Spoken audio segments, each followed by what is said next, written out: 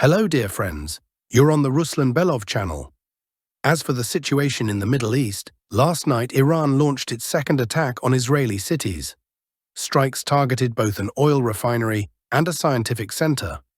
Israel thought Iran would tolerate the previous attack, but Iran didn't. And now, after getting hit hard, Israel is running to the US for help. Meanwhile, we continue to monitor the situation on our front. Let's open the map. So friends, they have their war, and we have ours. And the front line here, to be honest, doesn't care at all about what's going on between Israel and Iran. The front has its own life, its own problems, and pays no attention to that. So what happened on our front over the past 24 hours? Today, let's start not from the north, as we usually do, but from the south. We haven't heard much news from the Zaporizhzhia region in a while, and it must be said, by now it's pretty clear that we won't be reaching Zaporizhzhia city during this summer campaign. That goal doesn't seem to be on the table because the front here is static. Our forces hold their positions, the Ukrainian armed forces hold theirs, and no one is pushing forward.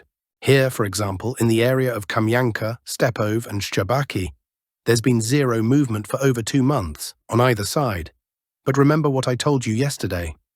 A collapse in one sector inevitably causes shifts in neighboring areas. And so the collapse in the southern part of Donetsk Oblast for the Ukrainian armed forces has triggered movement in areas that had also been stagnant for weeks or even months. Yesterday we discussed how the front started moving near Shevchenko, where it had previously been static for 2 months. But in the past 24 hours, we saw advances in another area that had seen no movement not for 2, but more than 6 months. Namely, the village of Malinivka, not to be confused with the other Malinivka in Donetsk, which is already under our control. What happened here? Russian forces caught the Ukrainians during a rotation. That is, they were swapping out troops from their positions, and in that window of opportunity, we managed to destroy several strongpoints, break through the defenses near the village entrance, enter Malinivka, and expand our success into the residential zone. The total advance was over 1.5 kilometers. If we talk specifically about the residential part, the advance was about 950 meters, which is a solid figure, especially since this isn't open field, but urban terrain with houses that provide defensive cover. How important is taking Malinivka? Actually, very important, because its capture provides access to the road leading directly to Huliai-Pol. So we're watching this sector closely. And overall, the fact that even areas where the Ukrainian forces had held for months are now beginning to collapse, that's quite telling. Moving north, the villages of Komar and neighboring Perabudova are currently being cleared. As you can see, flags have been shown in various parts of Komar, so no matter how much Ukrainian experts try to claim they still control something there, they don't. The village is fully under our control. As for Perabudova, there are still questions about the northern outskirts, but Komar is fully under control. And more than that, although Ukrainian maps haven't marked it yet, the village of Zaporizhzhia is already under our control too. Currently, fighting is underway for the neighboring village of Yalta. There's no sign of stabilization for the Ukrainian forces here, just as there's no stabilization near Konstantinovka. Now, if we move further north, perhaps a few more words should be said about the situation near Pokrovsk. Well, not in the city itself, but southwest of it, in areas like Udakna, Kotlina, Zverevo, Shevchenko, Lysivka, and so on. Here, the front is static. There are attacks, but no movement. We're trying to break through, but the Ukrainians have managed to dig in, so progress is very difficult. However, if we look toward the direction of Novopavlivka, that's where the front is moving.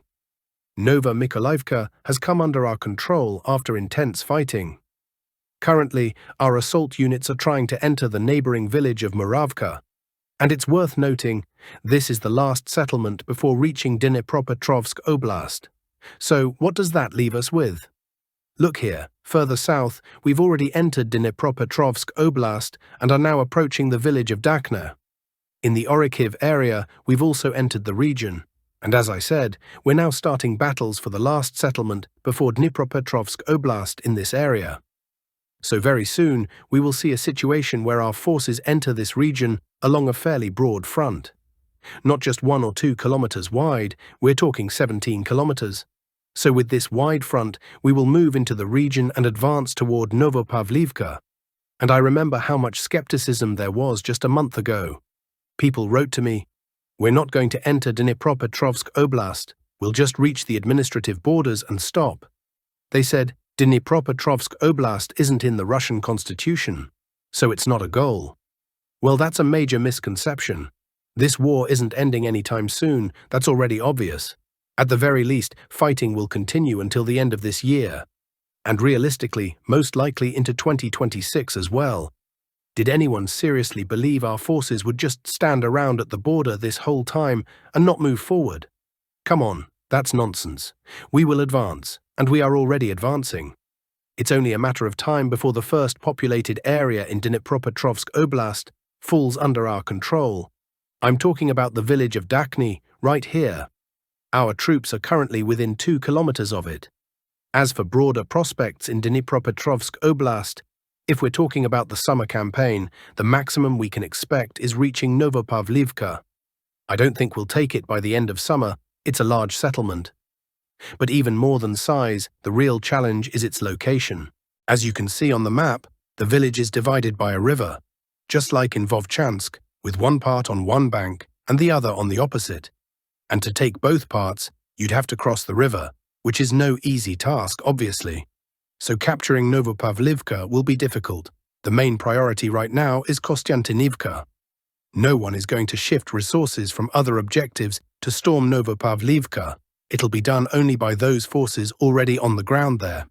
So I expect a slow, creeping offensive in this area. We'll take Dakhny, move forward, take Filia, and perhaps try to bypass Novopavlivka from the side. Something like that. So no large-scale assault should be expected here. If we now move on to our main objective, namely the city of Konstantinovka, the main progress is currently being observed to the north of Toretsk. This includes movement toward Belogora and Nelepivka. However, in the pocket between Toretsk and Mirnohrad, our troops have become somewhat bogged down. In yesterday's report, I explained the reasons for this. In short, it's partly due to the fact that Ukrainian reserves were eventually brought in here. In addition, there's ongoing fighting for fortified areas, Yablonivka and Oleksandr Kalinove. From the start, it was clear that since these villages were well prepared for defense and designated as strongpoints, this would not be easy. But here, the AFU are slowly starting to give way, and although the front is not moving rapidly, it is steadily advancing toward Konstantinovka. Now let's move to the Sumy region. Yesterday, we had a success in Yunakivka, where our forces advanced 600 meters into the residential area of the village, and now the center is fully under our control. Let's take a look at how the map changed in a single day. This is how things looked yesterday, and here's how they look today. A clear breakthrough to the southern part of the settlement. Now more than 60% of Yunakivka is under our control. The armed forces of Ukraine are retreating to the southern part of the village. The center, as I already mentioned, is firmly in our hands. This is an important development because the fall of Yunakivka will help accelerate the recently slowed pace of our advance in the Sumy region, at least on this section of the front. After Yunakivka, the next move will be a push toward Zaporizhzhia and the clearing of 2 pockets to the west and east. And speaking of the east, we are also advancing toward Sadki from the direction of the Kursk region. In general, Zelensky's fantasies about repelling the Russian army from the Sumy region remain just that, fantasies.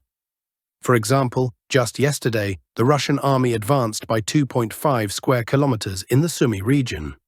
Yes, the pace has slowed somewhat, but the AFU still failed to completely stop us, let alone make any gains. No, they keep retreating, just as they were before. And I'll say again, with the fall of Yunakivka, their situation here will become even more dire. Now, a few words about Iran and Israel. Today's Iranian strike was even more powerful and destructive than yesterday's, so the situation is clearly escalating. That means oil prices are soon going to break records. Somewhere, Zelensky is crying. He recently wanted to see Russian oil drop to $30 per barrel. But soon, it won't be $30.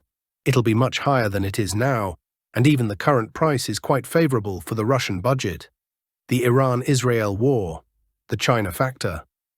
Yesterday, at the UN Security Council, China officially condemned Israel's attacks on Iran.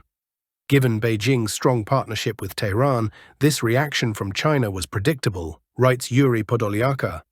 But this alone may not be Israel's biggest problem. After all, as I said, such a response was expected. What's more significant is that the US has now essentially joined Israel's war with Iran. Because of this, Beijing may attempt to play the same game with the Americans that the West has been playing in Ukraine, using Iran as a proxy via Israel to weaken the US military potential and thereby reduce the likelihood of a direct conflict with China itself. To achieve this, China only needs to establish a military aid corridor through Pakistan, which is a longtime partner of Iran and has already expressed support for Tehran. And after this, NATO countries would have no moral ground to criticize the supply of weapons. After all, the precedent has already been set with Ukraine. But that scenario depends on whether the conflict drags on and turns into a prolonged war. Israel needs to take this into account. In short, Netanyahu is aiming for a blitzkrieg. A long war with Iran will definitely not be to his advantage. The negative consequences for Ukraine have already arrived, and surprisingly fast. The clear failure of Israeli air defense to repel Iranian missile attacks the night before is disrupting the expectations of the US and Israeli allies, who were counting on a quick and victorious war, just as Trump had assured Netanyahu. It turns out Ukraine had already begun to feel the negative consequences the day before, and now Kyiv may as well forget about any future deliveries of air defense systems or missiles for them from the US. For a long time, if not forever. For Washington, Israel is a key ally. Ukraine is merely a secondary concern. Russia is no longer being labeled as the aggressor. There is a growing rift within NATO, and time is running out ahead of two key summits in June. First, the G7 leaders meeting in Canada, and then the NATO summit. These events will expose the deep divisions regarding Ukraine, military spending, and trade tariffs, disputes that remain unresolved. Russia is no longer referred to as the aggressor. Political analyst Malik Dudakov highlights this point. The internal battles over the final communiques of the G7 and NATO summits are quite telling. Both are being deliberately watered down just to get something agreed upon. Ukraine will be mentioned only in passing. Past promises of NATO membership are quietly being forgotten. Russia is no longer labeled the aggressor. China is not even mentioned, Dudakov notes in his Telegram channel, citing American media. At the 2024 NATO summit, alliance members had pledged to provide $40 billion in support to Kyiv over the next year. Most of it came from the US, which managed to push new funding packages through Congress in spring 2024. Now, no new pledges are planned, the analyst says. The NATO bureaucracy will merely try to reaffirm its commitment to Article 5 of the Charter. But the Trump team is now hinting that even these security guarantees may no longer be reliable. They will also try to raise the target for military spending to 3.5% of GDP. The problem is, many countries, Spain, Italy, Canada, Belgium, are still spending far less than the current 2% benchmark, the expert points out. The final communiqué is expected to be only 1 page long. Compared to 14 pages from the previous summit, Dudakov adds, alliance members will be urged to cooperate and refrain from pressuring each other with tariffs. Immediately after that, in early July, the White House is expected to introduce 50% tariffs on all imports from the European Union, making its stance on NATO and the European elite crystal clear. That's all for today's briefing.